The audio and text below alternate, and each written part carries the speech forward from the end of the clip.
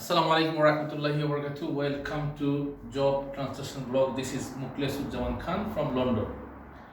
আজকে আমরা job translation ব্লগসের 40তম BCS এর বাংলা থেকে ইংরেজি অংশের সর্বশেষ ক্লাসটা আজকে আমরা করব। ঠিক আছে? তাহলে মাই ডিয়ার স্টুডেন্টস, তোমরা জানো যে বাংলা থেকে ইংরেজি ট্রান্সলেশনের ক্ষেত্রে একটা নির্দিষ্ট ধারা আছে। সেই ধারাটা কিন্তু আবার ইংলিশ থেকে বাংলা ট্রান্সলেশনের ক্ষেত্রে নেই। ইংলিশ থেকে বাংলা ট্রান্সলেশনের ক্ষেত্রে খণ্ড খণ্ড অনুবাদ করতে হবে, তারপরে পুরো অনুবাদটাকে সাজাতে হবে সুন্দর করে। বাংলা থেকে ইংলিশের ক্ষেত্রে কি সুবিধা, যে সাবজেক্ট এবং ভার্ব যখন খুঁজে বের করতে পারবে তখন ইজিলি তোমরা সেন্টেন্সটাকে তৈরি করতে পারবে, ফ্রেম করতে পারবে। তাহলে দেখা যাক আজকে 10 নম্বর সেন্টেন্স 40তম বিসিএস। এই জাদুঘর তরুণ প্রজন্মের কাছে পৌঁছে দিচ্ছে আমাদের স্বাধীনতা সংগ্রামের গৌরবময় ইতিহাস। তাহলে এই বাংলা বাক্যে একইভাবে দেখতে হবে সাবজেক্ট আর ভার্ব কোনটা। আমি গত ক্লাসে বলেছি যে প্রেজেন্ট সিম্পল ছাড়া, প্রেজেন্ট ইনডিফিনিট টেন্স ছাড়া বাকি টেন্সগুলো চেনা খুবই সহজ। ফিউচার তো very easy to identify, past টেন্সও ভেরি ইজি। প্রেজেন্ট টেন্সে শুধু প্রেজেন্ট ইনডিফিনিট টেন্সটা একটু ডিফিকাল্ট। যদি মেইন ভার্ব থাকে তাহলে you can easily see this, but when there is no main verb then you got to identify which one could be the verb. Main verb না থাকলেও একটা verb তো থাকবে। তাহলে এই বাক্যে এই জাদুঘর তরুণ প্রজন্মের কাছে পৌঁছে দিচ্ছে আমাদের স্বাধীনতা সংগ্রামের গৌরবময় ইতিহাস। এখন ভার্বটা কিন্তু দেখা যাচ্ছে, সেটা হচ্ছে পৌঁছে দিচ্ছে। আমি লাল কালি দিয়ে আন্ডারলাইন করে দিয়েছি, পৌঁছে দিচ্ছে, এটা হচ্ছে ভার্ব। কে পৌঁছে দিচ্ছে? কে পৌঁছে দিচ্ছে যদি প্রশ্নটা করা হয়, যে উত্তর আসবে সেটা সাবজেক্ট। কে পৌঁছে দিচ্ছে? এই জাদুঘর। তাহলে দেখো, তরুণ প্রজন্ম কিন্তু পৌঁছে দিচ্ছে না। সাবজেক্টটা কি? কে পৌঁছে দিচ্ছে? এই জাদুঘর পৌঁছে দিচ্ছে কিন্তু।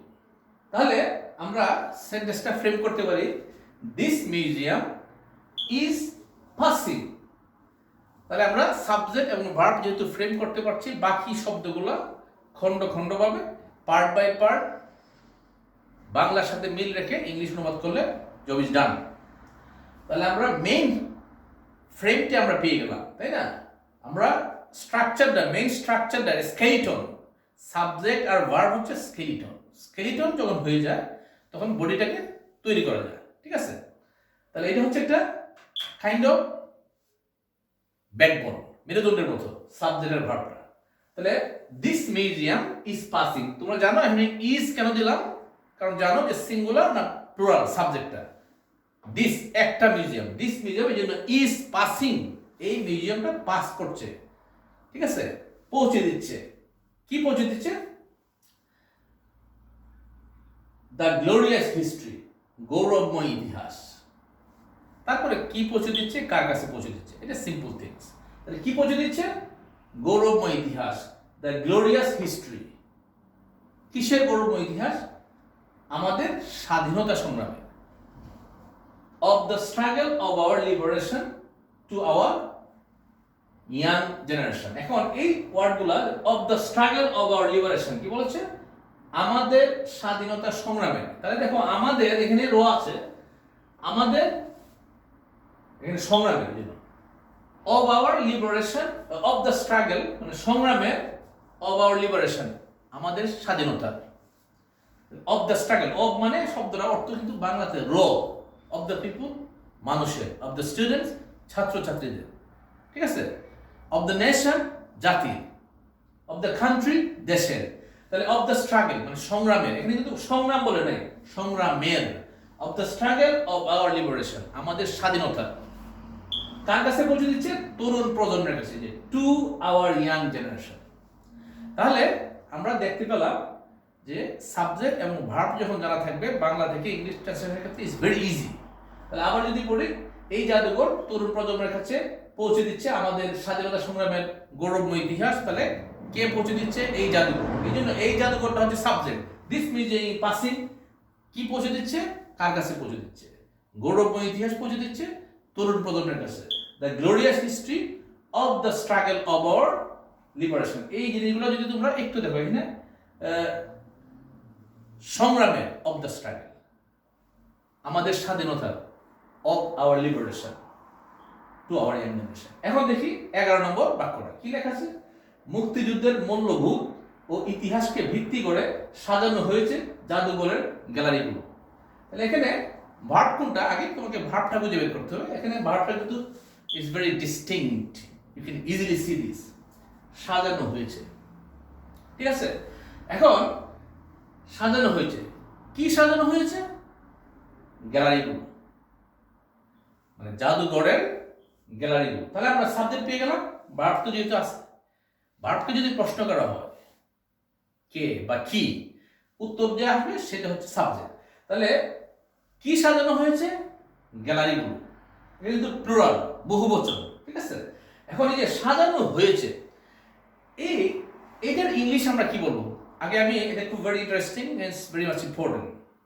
বাংলা কথার শেষে যদি হয়েছে থাকে, অ্যাকশনের হয়েছে, দুই ধরনের হয়েছে আছে, আমি বলছি একটু, দুই ধরনের হয়েছে থাকে সাধারণত বাক্যে, একটা ভার্বের হয়েছে আর একটা ভার্ব ছাড়া হয়েছে। যেমন সাজানো হয়েছে, নেওয়া হয়েছে, পাঠানো হয়েছে, কেনা হয়েছে, বিক্রি করা হয়েছে, গ্রেফতার করা হয়েছে। এইসব ক্ষেত্রে প্রতিটা শব্দ কিন্তু অ্যাকশন। যেমন সাজানো একটা ভার্ব, ক্রয় করা একটা ভার্ব, বিক্রি করা একটা ভার্ব, পাঠানো একটা ভার্ব। এখন যদি বলা হয় সম্ভব হয়েছে, তাহলে পার্থক্যটা দেখো, সাজানো হয়েছে আর সম্ভব হয়েছে, পার্থক্যটা কি?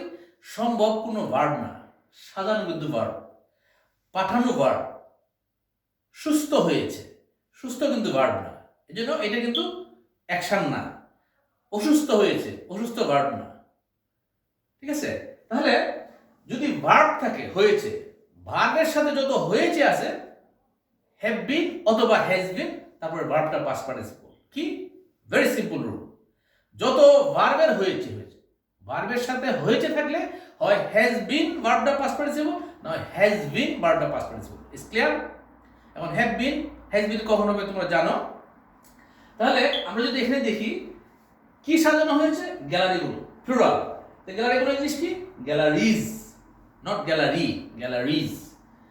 জাদুঘরের গ্যালারিগুলো, the galleries of the museum have been decorated. দেখো, সাজানো হয়েছে, হ্যাভ বিন ডেকোরেটেড। কেনা হয়েছে, হ্যাভ বিন বট। বিক্রি করা হয়েছে, have been sold. Have been or has been sold. যেমন সাজানো হয়েছে বলা যায় কি? Have been or has been decorated. ক্রয় করা হয়েছে, have been or has been bought or purchased. পাঠানো হয়েছে, have been or has been sent. ঠিক আছে, তৈরি করা হয়েছে, have been or has been made or constructed. আর যদি সম্ভব হয়েছে বলা হয়, সম্ভব, এটা কোনো ভার্ব না, তাহলে কি? Have been or has bin possible. যদি সক্ষম হয়েছে, সক্ষম কিন্তু ভার্ব না, have been or has bin able. তাহলে বোঝা গেল হয়েছে দুই ধরনের হয়েছে থাকে, একটা ভার্বের হয়েছে আর একটা ভার্ব ছাড়া। ভার্ব হয়েছে থাকলে have been or has been, ভার্বটা পাস্ট পার্টিসিপল। তাহলে দেখলাম সাজানো হয়েছে গ্যালারিগুলো। কি সাজানো হয়েছে? গ্যালারিগুলো। The galleries of the museum have been decorated. এখানে কিন্তু তোমরা অনেক স্ট্রাগল করো, কি লিখবে? কিন্তু হ্যাভ ডেকোরেটেড লিখবো, না হ্যাজ ডেকোরেটেড লিখবো, নাকি হ্যাভ বিন ডেকোরেটেড, নাকি হ্যাজ বিন? তাহলে আজকে ভেরি ক্লিয়ারলি তোমাদেরকে বলে দিয়েছি, ভার্বের পরে হয়েছে থাকলে হ্যাভ বিন অথবা হ্যাজ বিন, ভার্বটা পাস্ট পার্টিসিপল। ঠিক আছে, তাহলে the galleries of the museum have been decorated, ভার্বটা পাস্ট পার্টিসিপল। পরবর্তী কথাগুলো বাংলা কথার সাথে সাথে ভাগ করে লিখতে হবে। তাহলে মুক্তিযুদ্ধের মূল্যবোধ ও ইতিহাসকে ভিত্তি করে, ভিত্তি করে মানে কি? Based on. তোমরা আগেও গত ক্লাসে এই জিনিসটা দেখেছো। তাহলে বেইজড অন কিসের উপর ভিত্তি করে?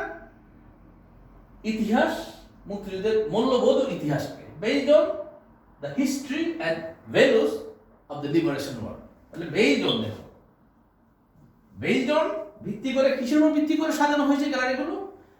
মুক্তিযুদ্ধের মূল্যবোধ ও ইতিহাসকে, based on the history and value. Value মানে মূল্যবোধ। কার মূল্যবোধ? মুক্তিযুদ্ধের। Of the liberation war. দেখো, মুক্তিযুদ্ধের, মনে আছে অফ মানে র, অফ দ্য পিপল, জনগণের, অফ দ্য লিবারেশন ওয়ার, মুক্তিযুদ্ধের। তাহলে আমরা দেখতে পেলাম একটা সেন্টেন্সকে সাবজেক্ট ভার্ব আইডেন্টিফাই করা থাকলে ইজিলি ইউ ক্যান ফ্রেম। তাহলে কি সাজানো হয়েছে? মুক্তিযুদ্ধের গ্যালারিগুলো, এটা কিন্তু subject. The galleries of the museum have been decorated. তার পরবর্তী কথাগুলো very easy, based on the Bengali fraction, Bengali thought, you will arrange them. তাহলে based on the history and values of the liberation war. তার পরবর্তী সেন্টেন্সটা দেখি, 12 নম্বর sentence কি লেখা আছে? প্রতিটি গ্যালারি সুনির্দিষ্টভাবে ধারণ করছে মুক্তিযুদ্ধের স্মৃতিবাহী নানান স্মারক। নানান স্মারক। এখন একইভাবে চিন্তা করো সাবজেক্ট কোনটা, ভার্ব কোনটা। ভার্বকে প্রশ্ন করো। নাম্বার 1 দেখো, ভার্ব এখানে পাওয়া যায় কিনা। দেখো ধারণ করছে, খুব ইজিলি ইউ ক্যান ফাইন্ড। ধারণ করছে ভার্ব। যদি প্রশ্ন করো কি ধারণ করছে? প্রতিটি গ্যালারি। তাহলে আমরা সাবজেক্ট পেয়ে গেলাম। আমরা you can easily frame the sentence. কি ধারণ করছে? প্রতিটি গ্যালারি। প্রতিটি গ্যালারি মানে সিঙ্গেল কিন্তু, তাই না?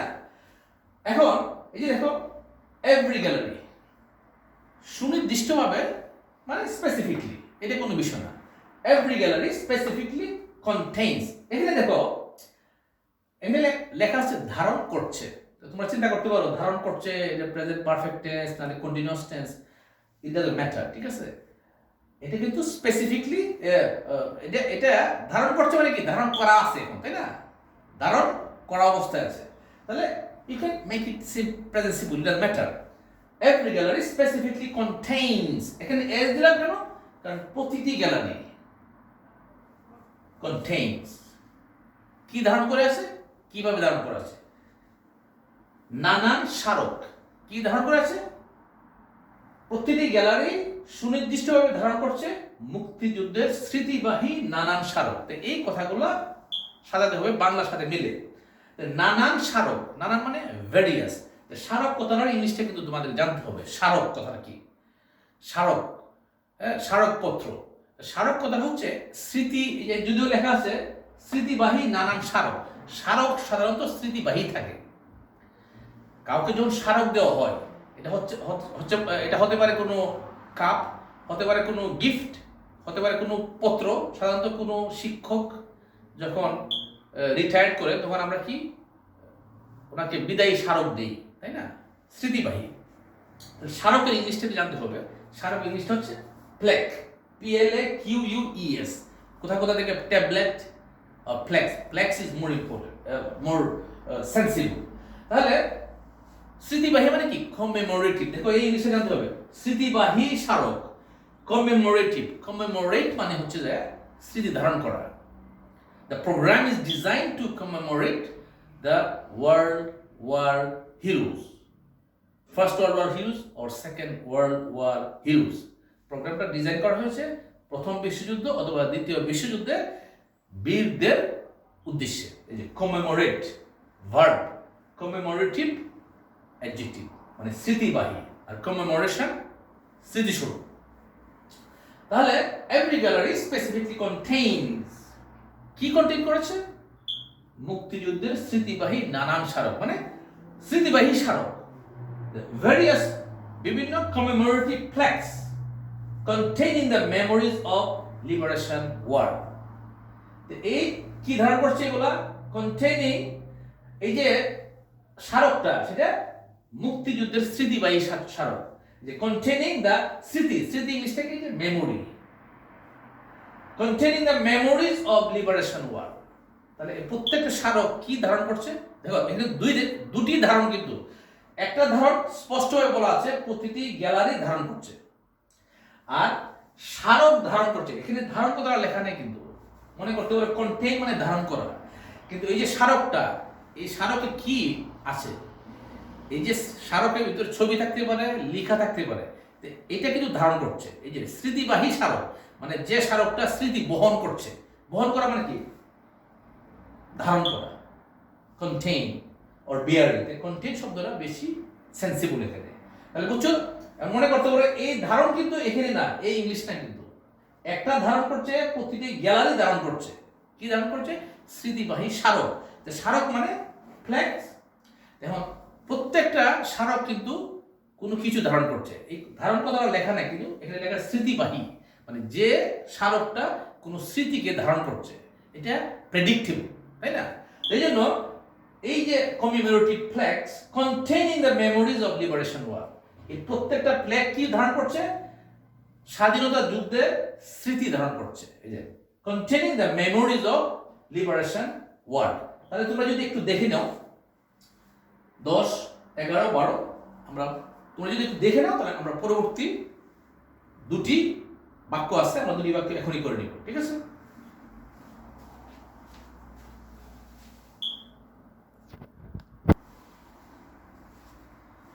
তাহলে আমরা বাকি দুটি সেন্টেন্স আমরা দেখব। তাহলে আজকে আমাদের 40তম বিসিএস এর বাংলা থেকে ইংলিশ অনুবাদের পর্ব শেষ হবে। তাহলে 13 নম্বর সেন্টেন্সটাকে একটু দেখি। মুক্তিযুদ্ধের জাদুঘরের কার্যক্রমের অংশ হিসেবে একটি গাড়িকে ভ্রাম্যমাণ জাদুঘরের রূপ দেওয়া হয়েছে। একইভাবে ভার্বটাকে দেখতে হবে, এখানে ভার্ব কোনটা। তাহলে রূপ দেওয়া হয়েছে, এই যে দেখো,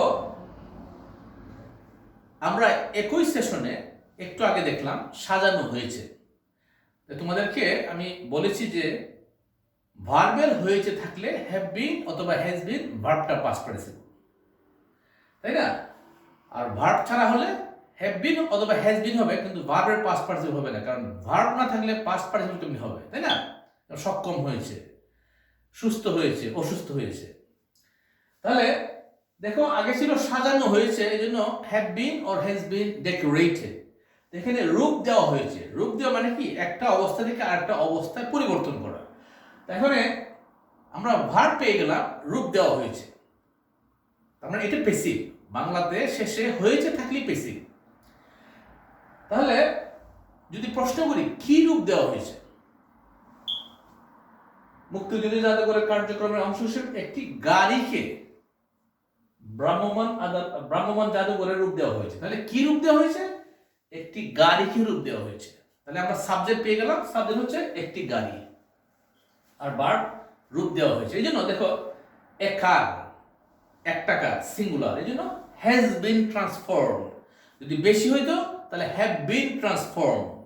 তাহলে বোঝা গেল, ভেরি ইম্পর্টেন্ট, কারণ এখানে তোমরা অনেক বেশি কনফিউশনে ভুগো, ঠিক আছে? অনেক ছাত্র, শিক্ষক, lots of people I found from my practical experience, they are struggling.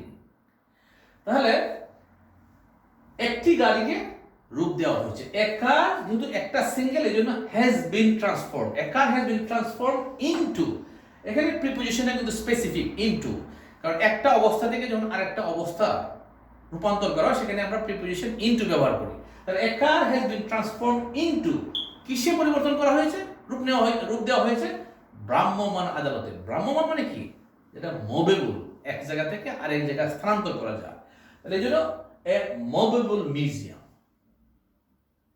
Transform into a movable museum. তারপরে অংশগুলো দেখো, বাংলা কোনটা বাকি আছে? বাংলা বাকি আছে মুক্তিযুদ্ধের জাদুঘরের কার্যক্রমের অংশ হিসেবে। তাহলে কি অংশ হিসেবে? as part of the activities of Liberation War Museum।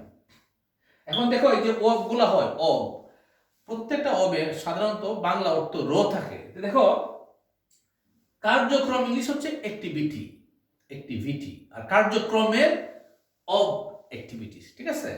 তাহলে as part of the activities of Liberation War Museum, এখানে আবার অব কেন হইল?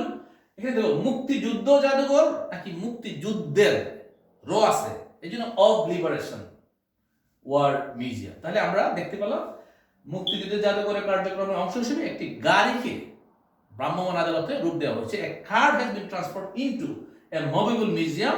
পরে কথাগুলো বাংলা কথার সাথে as part of the activities of Liberation War Museum। তারপরে সর্বশেষ বাক্যটা 14 নম্বর বাক্য, 40তম বিসিএস এর ট্রান্সলেশনের বাংলা থেকে ইংরেজি সর্বশেষ বাক্যটা কি? এভাবেই প্রজন্ম থেকে প্রজন্ম ধরে অমর হয়ে থাকবে এদেশের মুক্তিযুদ্ধের গৌরব গাথা। তাহলে একইভাবে দেখো, ভার্বটা খুঁজে বের করলে, আমি বলেছি ফিউচার টেন্স অথবা পাস্ট টেন্সের ভার্বটা খুব সহজেই দেখা যায়, তাই না? এখানে লেখা আছে অমর হয়ে থাকবে। তাহলে আমরা ভার্ব পেয়ে গেলাম। কি অমর হয়ে থাকবে? দেখো, এদেশের মুক্তিযুদ্ধের গৌরব গাথা, এই গৌরব গাথা কিন্তু অমর হয়ে থাকবে। আর কোনো কথা কিন্তু এদের সাথে মিলে না। যদি প্রশ্ন করো কি অমর হয়ে থাকবে, কি অমর হয়ে থাকবে? বলছে কি মুক্তিযুদ্ধ অমর হয়ে থাকবে? না, এদেশের মুক্তিযুদ্ধের গৌরব গাথাটাই অমর হয়ে থাকবে। এই জন্য আমরা সাবজেক্ট পেয়ে গেলাম, ভার্ব পেয়ে গেলাম। তাহলে আমরা সেন্টেন্সটা তাই তৈরি করতে পারি এইভাবেই, মানে কি thus in this way thus. তাহলে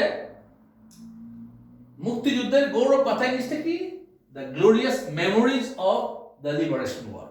গৌরব গাথা মানে কি? স্মরণীয় স্মৃতিগুলা,